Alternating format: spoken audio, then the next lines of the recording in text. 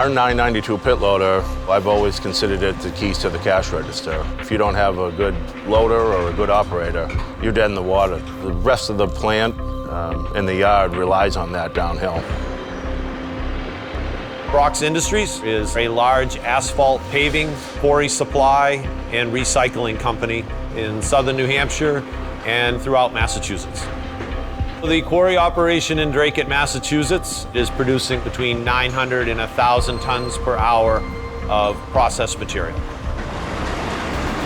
Our 992G is a 2005. It has about 29,000 hours on it. And that loader has probably moved between rock from the muck pile and sized aggregate well over 15 million ton. When we buy a piece of CAT equipment, even though you might pay a little bit more, you expect a second life. That's what you're buying it for. You're paying for a second life because the frame, the structure, it's there to do that, where other manufacturers does not have that built into it. We have certain KPIs, key performance indicators, that we look at, and that helps determine we want to build a tractor and what time we want to build it. There's a lifespan on everything.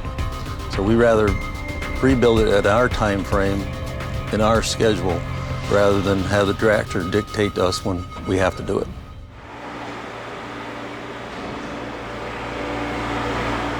Milton Cat's been doing certified rebuilds for over 25 years. The last couple years, we did 35 to 50 rebuilds across the company. The Caterpillar certified rebuild process is unique to Caterpillar dealers, and it's something that can only be offered by a Caterpillar dealer. And what makes it special is the fact that the machine or component must perform as good, or if not better, than when the machine was new. We start out with doing a full machine inspection. Myself and a field mechanic go on site and spend the better part of the day going through, pulling oil samples, cutting filters, taking pictures. From there, a team of quote writers developed a quote to present to the customer, which was later used to order parts 3 months in advance from Caterpillar to ensure that we had all the parts we needed to start the rebuild and to finish on time. This particular machine is so large that it can't be transported in one piece.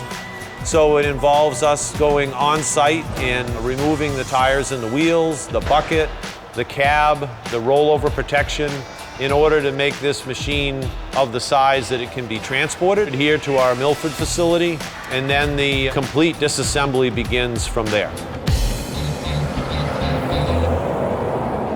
The biggest challenge with a rebuild of this size is the sheer enormity of it. The coordination of all the outside vendors, the inside vendors, the parts logistics, and having it all come together in a timely manner that no one individual is standing around waiting.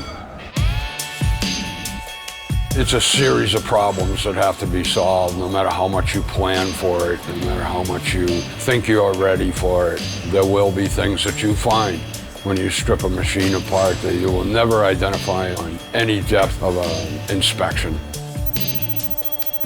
Everything's big, everything's heavy. It all has to be rigged the right way for lifting it with a crane.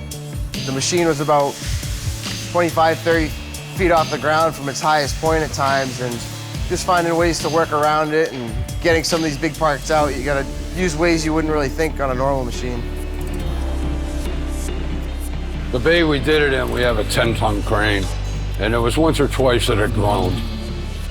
The engine and torque converter mounted together is just under 15,000 pounds. It was an undertaking. The full rebuild of the 992 components involved 5 techs and approximately 600 hours or so of labor. We did the 2 differentials, front and rear differentials, all 4 of the final drives, transmission, and the engine.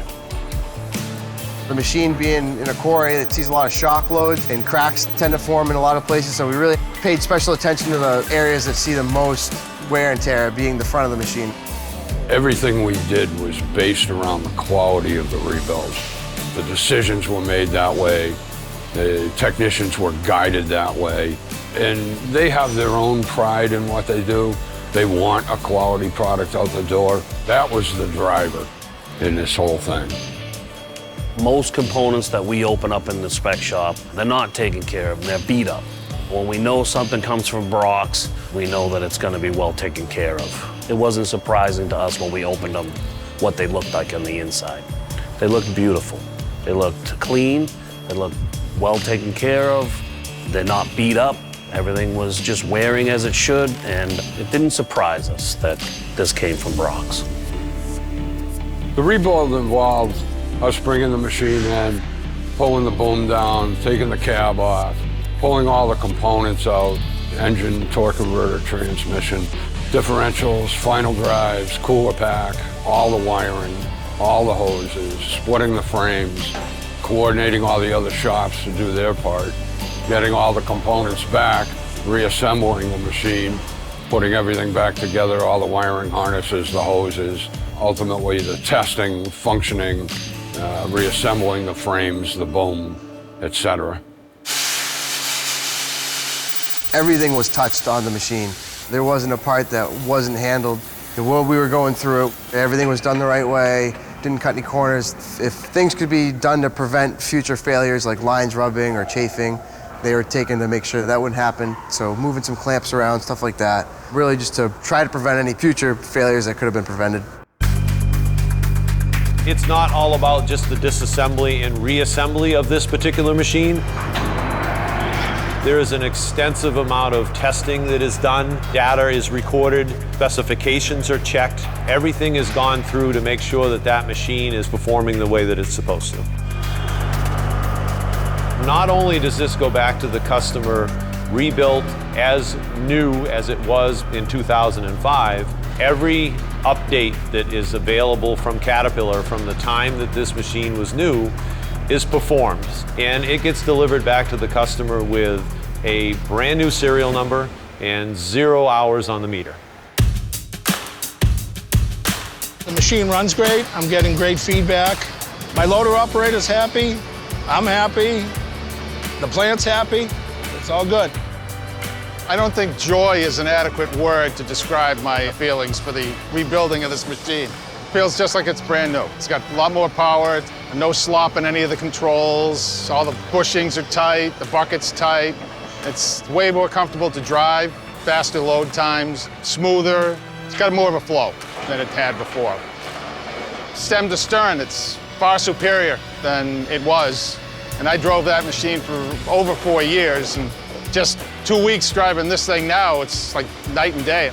I go home, my wife sees a smile on my face, so I guess it's gotta be good. Everybody just gave it their all and came to the table on this one. I couldn't be more proud of the team that did it. There's nothing on that machine that I personally wouldn't guarantee.